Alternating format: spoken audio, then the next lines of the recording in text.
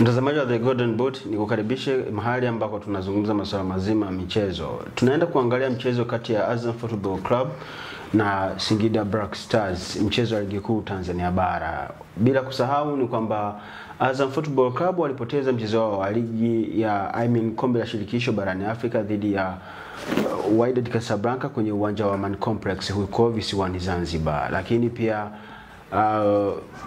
Singida Black Stars nao wakafanikiwa kupata sare ya bao moja kwa moja dhidi ya Stellenbosch huko kwenye uwanja wa Amaan Complex visiwani Zanzibar. Sasa ligi kuu Tanzania bara inarejea ambapo wao wanaenda kuchuana. Utakuwa ni mchezo wa aina gani? Mimi ni Usama Hamisi Usama, niko na Leopard John. Tunaenda kuangalia nini hasa kitajiri kwenye mchezo huu ambao kwa namna moja au nyingine una ile radha halisi ya ligi kuu Tanzania bara, kwa sababu ni moja kati ya timu 4 zinazopewa nafasi ya kutoa ubingwa ligi kuu Tanzania bara. Leopard, Azam walipoteana dhidi ya Wydad Casablanca bao moja kwa sifuri. Yes. Singida Black Stars wakapata sare ya bao moja kwa moja. Jioni kabisa. Stellenbosch ya Afrika Kusini. Licha ya kwamba Wydad ukiweka kwenye mzani na Stellenbosch, Wydad ni wazito sana.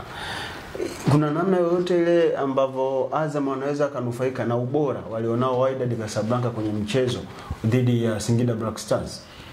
Yeah, of course ametoka kupata testi ya timu kubwa barani Afrika kwamba inaweza ikawa ni advantage kwa Azam and then anakwenda kucheza mgumu, lakini pia inaweza kuwa ni hasara kwa Azam FC, maana walitumia energy kubwa, walikimbia sana wachezaji mpaka mara baada ya mchezo kumalizika kwenye press na waandishi wa habari. Mwalimu wa Azam FC namzungumzia Florent Ibenge aliwapa pole wachezaji wake kwamba walikimbia sana kwenye ule mchezo. Akasema kwamba walijitahidi kadri ya uwezo wao, lakini experience ndio imekwenda kuamua kwenye ule mchezo.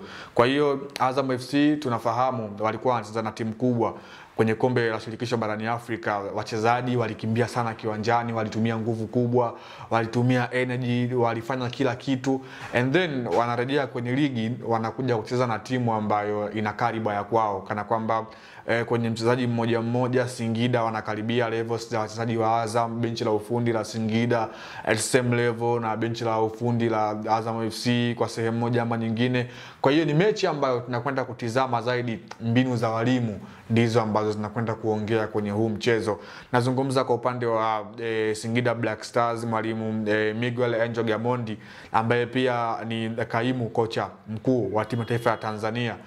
Amekuwa bora mara kadhaa kimbinu, akisaidiwa na mtu kama vile David Ouma kwenye kikosi chake, benchi lake la ufundi, lakini pia Hamis Tambwe kama manager wa timu, lakini pia the same kwa Azamu kuna watu kweli kwenye benchi la ufundi.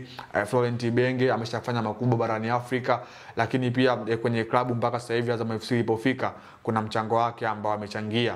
Azam FC mchezo wao wa mwisho walitoka sare, nafikiri ilikuwa ni zidi ya JKT bao moja kwa moja kwenye uwanja wa Meja General Isamuhyo Mbweni, Dar es Salaam. Kwenye ule mchezo unakuja kuangalia Azam FC walibana kweli na mwalimu wa JKT, namzungumzia Ahmad Ali, kuanzia kwenye eneo la kiungo. JKT walikuwa bora, Azam FC walikuwa hapo chini kwenye ule mchezo, and then wanaelekea kwenye huu mchezo. Singida Black Stars safu yao ya kiungo iko bora mara mbili zaidi ya JKT ambavyo walikuwa kwenye ule mchezo. Mtu kama Halid Aucho bahati nzuri amerejea kwenye kikosi. Wana mtu kama vile Idris Diomande ambaye mara kadhaa mwalimu Gamondi amekuwa anamtumia kwa wakati huu. The same wana mtu kama vile Eid Halid Gego Mzanzibari, huyu naye pia amekuwa yupo kwenye mbinu za mwalimu Gamondi na amekuwa anafanya vizuri kwa sehemu moja ama nyingine. Lakini pia safu yao ya shambuliaji Horsom Waku, Elvis Rupia, Maruf Chakei, Emmanuel Keyeke, Katas Chama, hawa ndio amekuwa muhimili kwenye safu ya ushambuliaji ya timu ya Singida Black Stars. The same kwa Azam FC, tunafahamu aina ya wachezaji ambao wako nao, na Azam hii itakuwa ni muendelezo, maana wana game na Simba Disemba 7. Kwa hiyo hichi ambacho watakifanya hapa itakuwa ni kama vile muendelezo. Mimi nafikiri mwalimu wa Azam FC ni mwalimu ambaye ana uzoefu wa kutosha barani Afrika, anafahamu zaidi mechi kama hizi na anazicheza kwa namna gani, mechi kama hizi anaingia na mpango wa aina gani. Unakuja kuangalia kwenye mchezo uliopita dhidi ya Wydad Casablanca, kwenye eneo lake la kiungo alikwenda na viungo ambao unasema ni wana aina mbili ya uchezaji. Namzungumzia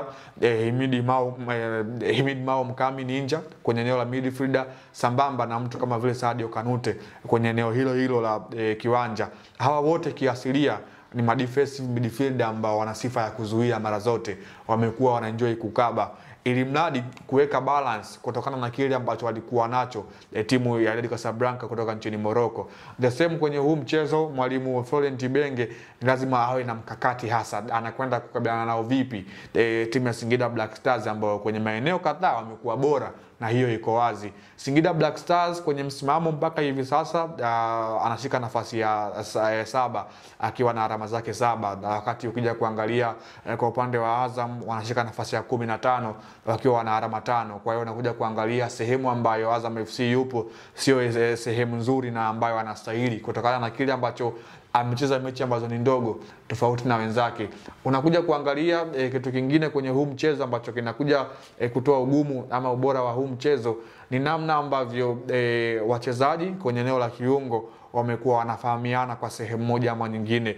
Of course Khalid Aucho anafahamu akiwa na Young Africans amekwishawahi kukutana na mtu kama vile Sadio Kanute ikiwa ni batu kwenye dabi ya Kariakoo. Wanakwenda kukutana tena na haijawahi kuwa batu rahisi kati ya Khalid Aucho na mtu kama vile Sadio Kanute. Kwa hiyo ni mechi nzuri ambayo sisi wapenda soka, lakini pia sisi ambao tunaupenda mpira wa Tanzania tunakwenda kuenjoy na kupata radha halisi ya mpira wa Tanzania, na ni mechi ambayo inakwenda kuakisi ligi nambari 5 kwa ubora barani Afrika. Inakuwaje? Ni aina ya mechi kama hizi tulikuwa tunazitazama ndio tunapata ile radha kwamba hii kweli ni ligi namba 5 barani Afrika. Mbinu za walimu, individual brilliant kwa wachezaji, ndicho ambacho kinafanya sasa ile ligi iwe na radha kama hii ambayo tunakwenda kuishuhudia kwenye mchezo wa kesho kati ya Azam FC dhidi ya Singida Black Stars.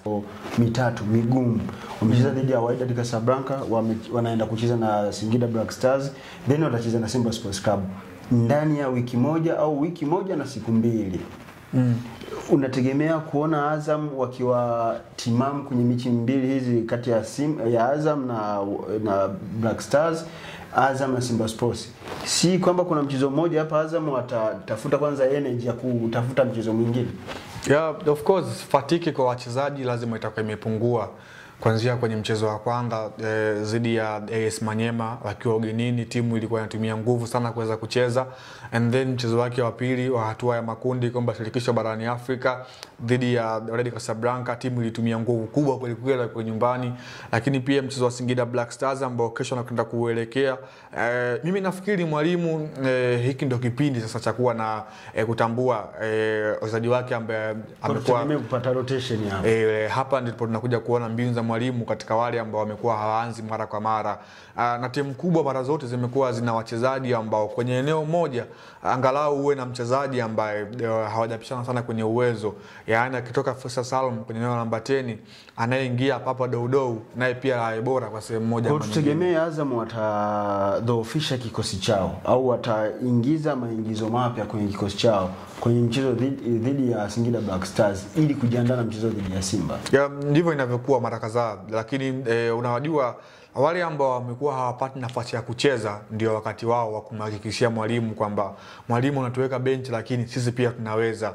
Yaani mtu kama vile namzungumza mtu kama vile Barakat Hamid ambaye amekuwa haonekani mara kadhaa kwenye kikosi cha mwalimu Florent Ibenge, kama akiaminiwa kwenye mchezo dhidi ya Singida Black Stars and then akashow something, itakuwa ni sehemu moja wapo ya kuweza kuaminisha kocha kwamba kwenye mchezo wa Azam hata kocha aweze kumwanzisha. Mtu kama vile Aisal Manula ambaye amekuwa hapati namba kwenye kikosi mbele ya Zuberi Foba, kama akiwa sehemu ya kikosi kwenye huu mchezo inampa yeye mwalimu kuweza kumtambua kwa sehemu nyingine, na mwalimu pia kuweza kumhakikisha kwamba kweli mtu hapa ni naye. Kwa hiyo siku zote timu kubwa zinakuwa zina vikosi ambavyo levels za wachezaji ama ubora wa wachezaji umekuwa haujapishana kwa sehemu moja ama nyingine.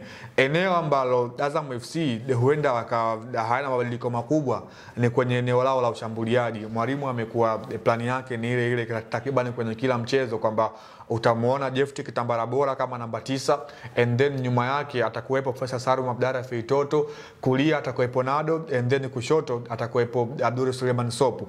Hapo ndiko muhimili wa Azam ulipo, lakini maeneo mengine nategemea kuweza kuona mabadiliko kwa sehemu moja ama nyingine, hasa katika eneo la kiungo la Azam FC. Mtu kama vile James Akaminko mara kadhaa amekuwa haonekani kwenye kikosi, lakini ukiangalia ufanisi wake kwenye kikosi umekuwa mkubwa. Kwa hiyo mimi naamini eneo la ulinzi kwa sehemu moja ama nyingine itakuwa na mabadiliko makubwa kuelekea mchezo huu wa Singida Black Stars.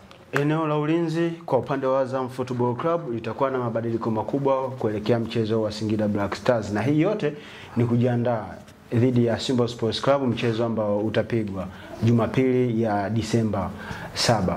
Hii ni Golden Boot. Mimi ni Usama Hamisi Usama, nilikuwa na Leopard John.